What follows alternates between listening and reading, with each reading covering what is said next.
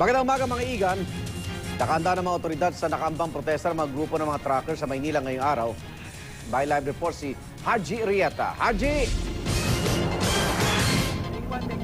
Yes, Igan, kasalukuyan nga nitong paghahanda ngayon ng mga otoridad dito nga sa Katigbak Drive at sa Ross Boulevard. Patuloy nga ang kanilang paghahanda dahil sa nakaambang na kilos protesta ng iba't ibang truckers group dito nga sa Maynila hinggil nga sa patuloy na truck ban ng lungsod. Kanina maaga pa lang ay dumating na ang iba't ibang mga otoridad mula sa Manila Police District at magna rin sa Manila Traffic and Parking Bureau ng lungsod nga ng Maynila para nga paghandaan ito nga nakaambang na kilos protesta ng iba't ibang grupo ng truckers dito nga sa lungsod ng Maynila. Ayon sa nakusap natin, Igan, ay ginawa nila ito bilang paghahanda na rin sakaling maulit yung nangyari na kilos protesta noong Pebrero kung saan nga ay talagang nagkagulo. At ngayon nga, Igan, inaantay na lang itong si Manila Vice Mayor Isko Moreno para nga dito sa nakaambang na kilos protesta nga ng iba't ibang grupo ng truckers dito sa lungsod ng Maynila. Sa ngayon, Igan, tahimik pa naman ang